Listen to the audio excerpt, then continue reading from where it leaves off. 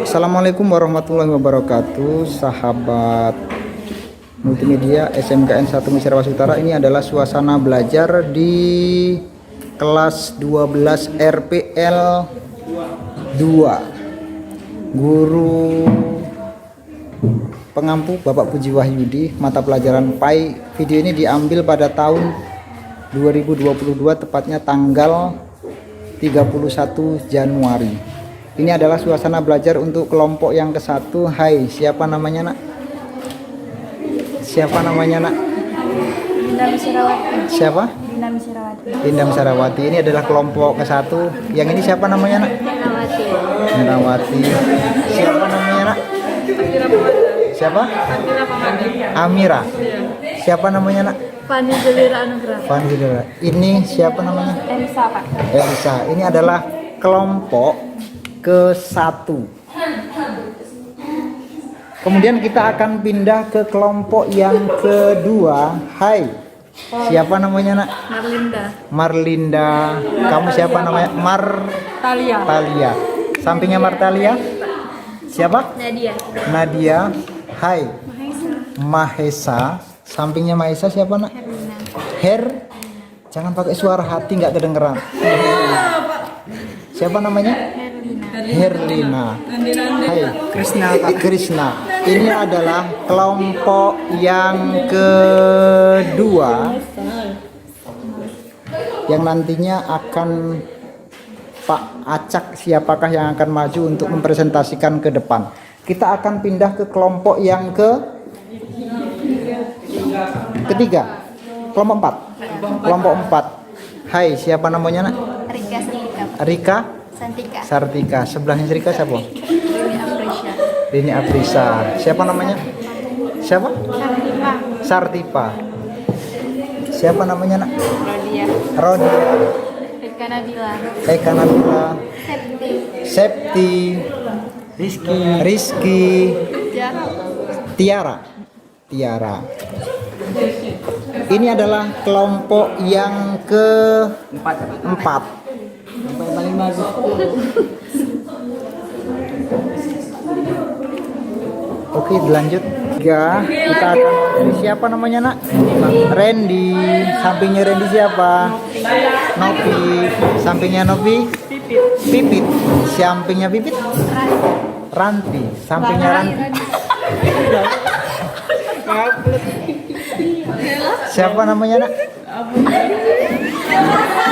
Pajero, Pak. Nela. Sampingnya Nela? Fitri Melati. Fitri Melati. Sampingnya Fitri.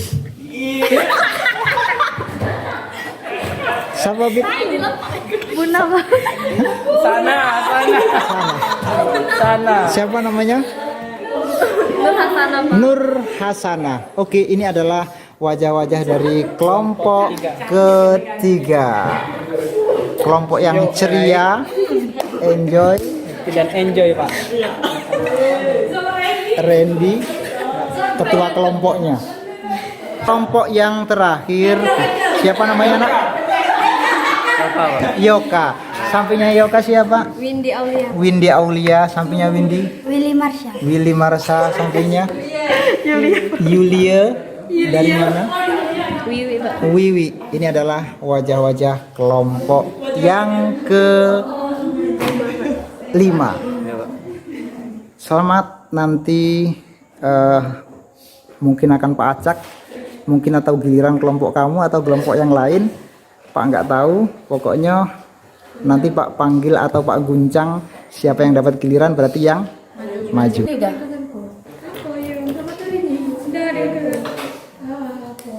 Assalamualaikum warahmatullahi wabarakatuh. Waalaikumsalam warahmatullahi wabarakatuh. Di sini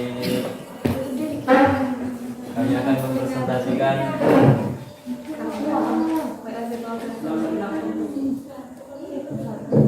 materi kami, pelajaran agama Islam dengan tema indahnya membangun mahligai rumah tangga bab 7. Baiklah, di sini Kami akan menjelaskan, mempresentasikan materi kami yang akan dijelaskan oleh Bibi Aulia. Baiklah, saya di sini akan menjelaskan tentang materi presentasi hari ini yang judulnya Indahnya Membangun Mahligai Rumah Tangga. Menganalisis dan mengevaluasi ketentuan pernikahan dalam Islam. Pernikahan adalah sunnatullah yang berlaku umum bagi semua makhluknya.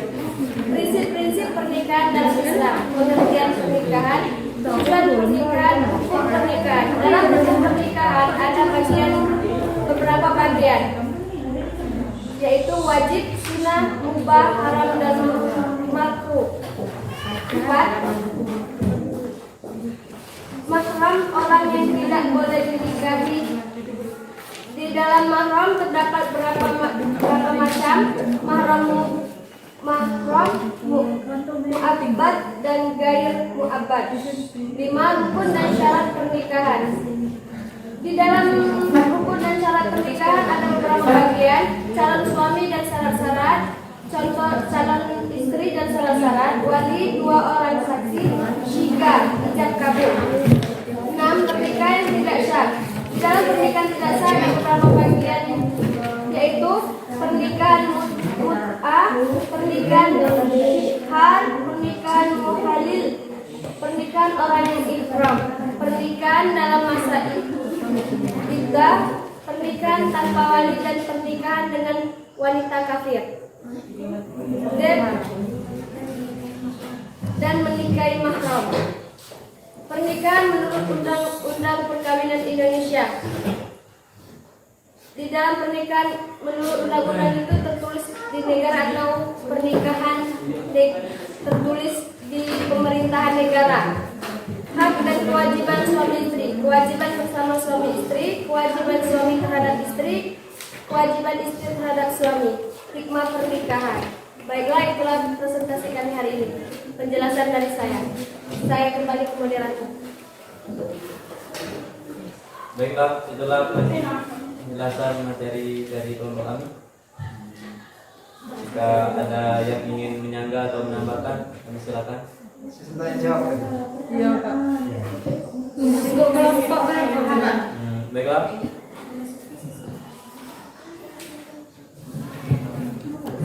Tanya jawab.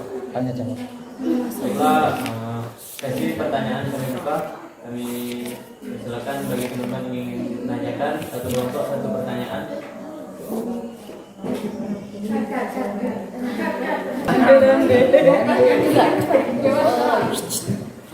Baik, saya mau bertanya. Silakan. Baiklah, saya perwakilan dari kelompok 2 ingin bertanya. Bagaimana hukumnya jika seorang wanita hamil di luar nikah? Baiklah, assalamualaikum warahmatullahi wabarakatuh. Waalaikumsalam warahmatullahi wabarakatuh. Saya perwakilan dari kelompok 1 ingin bertanya kepada kelompok 5 tentang pernikahan. Nah, di sini kelompok kalian tadi menjelaskan bahwa pernikahan dengan wanita kafir itu tidak termasuk pernikahan tidak sah. Nah, apa tanggapan kita? Kan di zaman sekarang ada yang melakukan beda agama. Apakah pernikahan tersebut tidak sah? Nikah beda agama tidak sah. Berarti pertanyaan dengan non-muslim sah atau tidak hukumnya? Iya kan, kamu jelas tadi kan isi koko tidak sah, tapi ada juga yang melakukan Tanggapan kita tanggapan kita apa? Sah atau tidak? sah atau tidak? Cuman sah atau tidak? Assalamualaikum warahmatullahi wabarakatuh. Waalaikumsalam warahmatullahi wabarakatuh. Saya ingin bertanya kepada kelompok 5. Bagaimana cara memilih jodoh menurut Islam?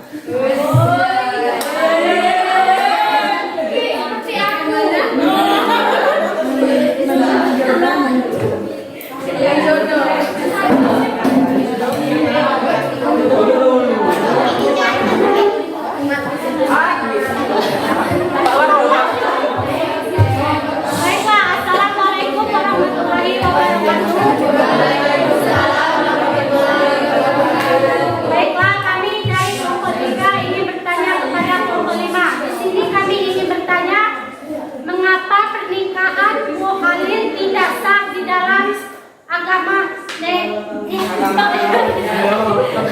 Mengapa pernikahan muhalil tidak sah dan dilarang oleh Rasulullah SAW?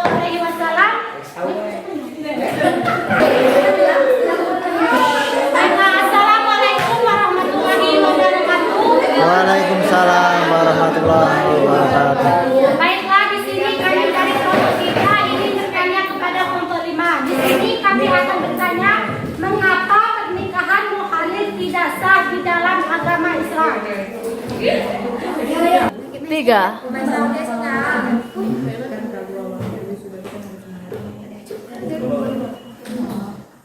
Baiklah, kami akan menjawab pertanyaan dari kelompok 2 yang akan dijawab oleh Widi Marsa.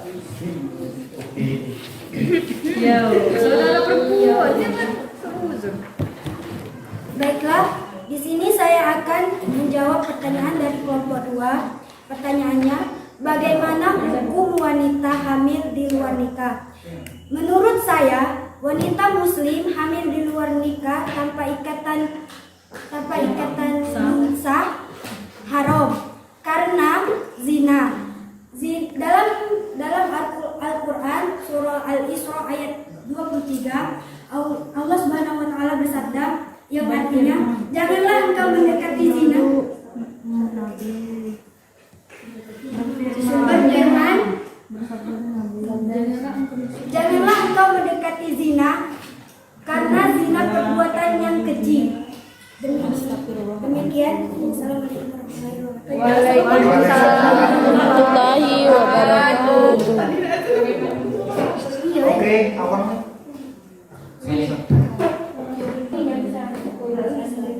Baiklah, tadi jawaban sudah dijawab oleh teman kami. Jika ada yang ingin menyanyikan dari kelompok 2, nanti silakan.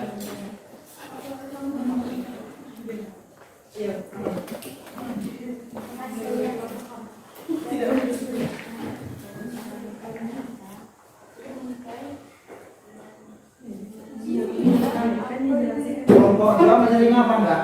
Apakah kelompok 2 sudah jelas? Yes. Paham? Kalau sudah jelas, silakan untuk buka buka jawab pertanyaan yang kedua tadi.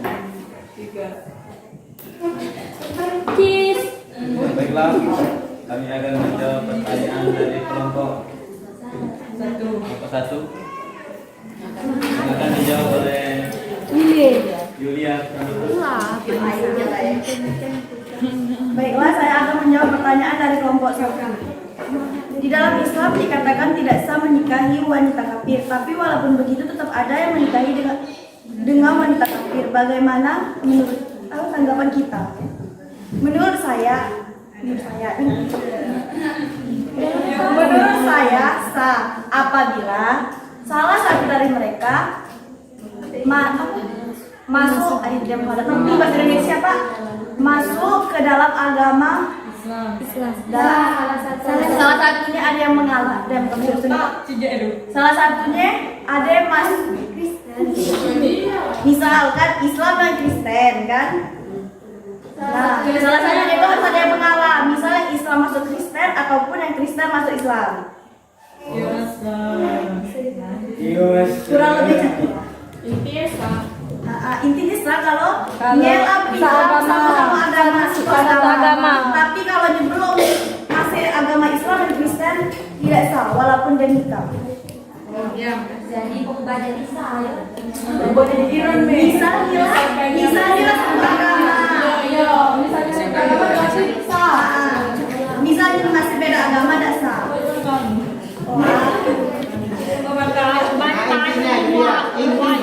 Satu apabila sudah satu agama dianggap sah. Apabila belum manisnya kata-katanya tidak Baiklah, apakah penjelasan dari teman kami sudah cukup jelas? Sangat jelas.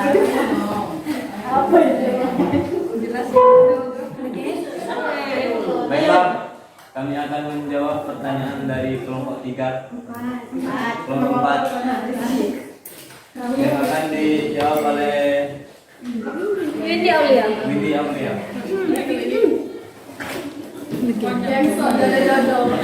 Baiklah, saya akan menjawab pertanyaan dari kelompok 4. Pertanyaan, bagaimana cara memilih jodoh menurut Islam?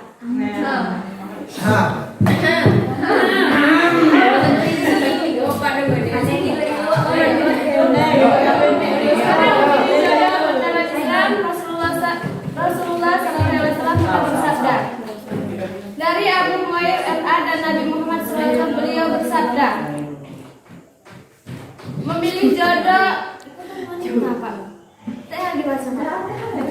Wanita dinikahi karena 4 hal: karena hartanya, kedudukannya, kecantikannya, dan karena agamanya.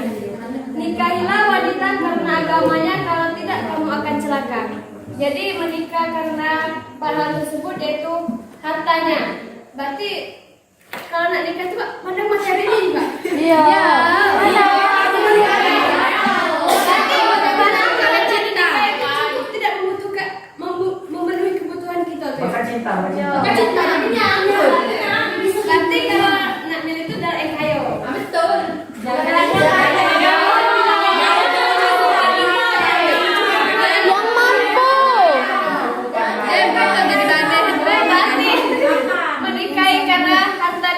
Yang bisa memenuhi kebutuhan setiap hari kebutuhan memenuhi kebutuhan dari kedudukannya. Kalau kita nikah dengan orang tua harus tahu asal usul keluarga itu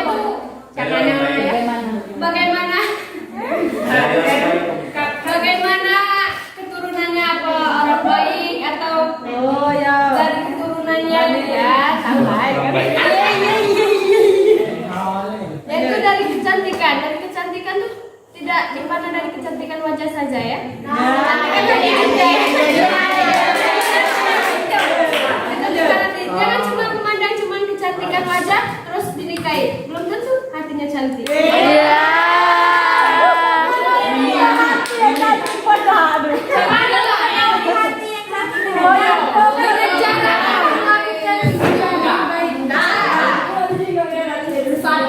Bagi laki-laki lihatlah dari kecantikan hatinya. Kalau bagi perempuan jangan cuma ganteng bae ya.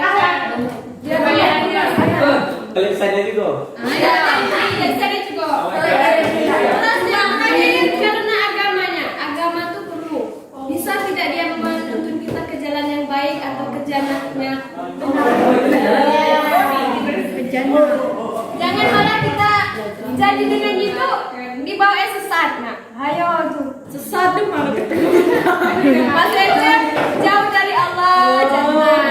Kalau kita yang awalnya dekat dengan Allah, nikah dengan itu dari jauh dari Allah, malah melupakan akhirat demi duniawi. Bagaimana? Subhanallah.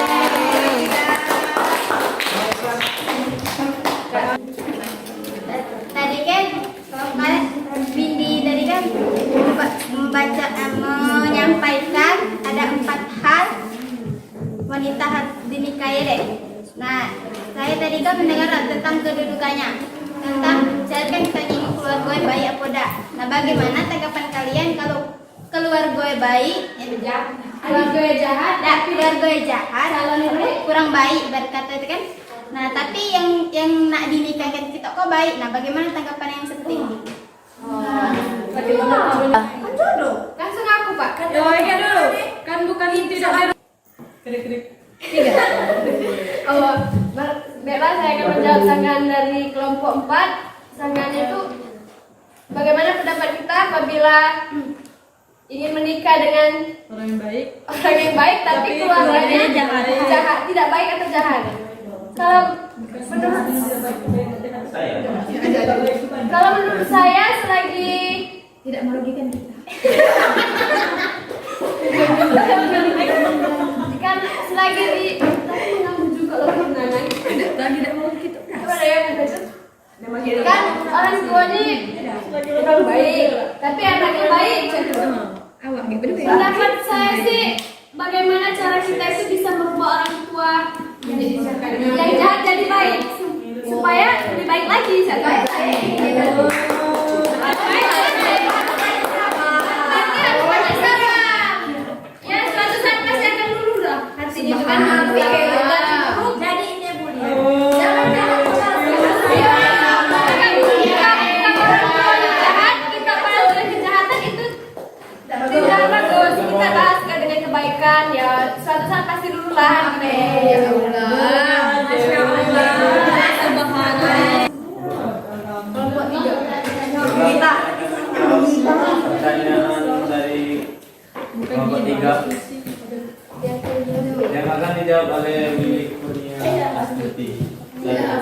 Waalaikumsalam. Mengapa pernikahan muhalil tidak sah di dalam agama Islam?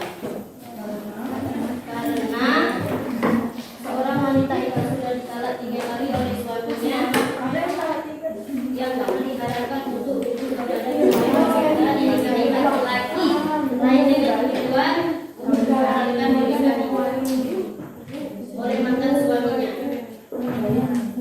Maksudnya hidup jangan mau. Ulang lagi.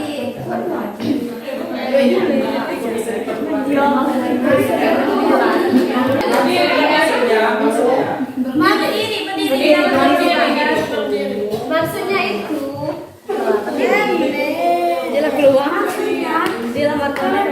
Orang tidak. Maksudnya pernikahan muhalil tidak sah kalau wanita itu telah ditalak oleh suaminya 3 kali. Nah, suaminya itu rujuk tapi baca lagi karena telah ditalak 3 kali. Harus nikah lagi. tapi kan viewer baca kawin lagi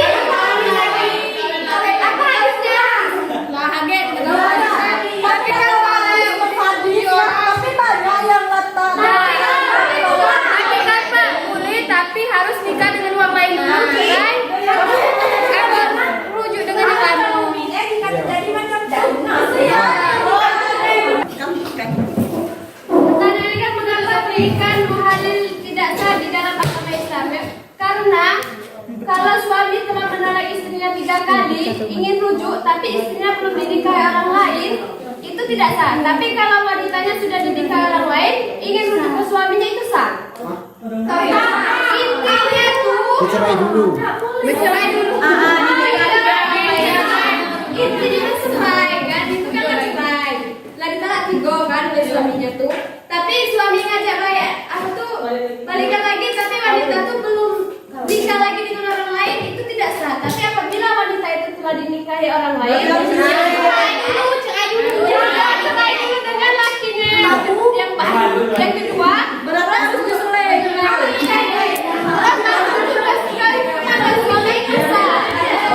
Iya, iya.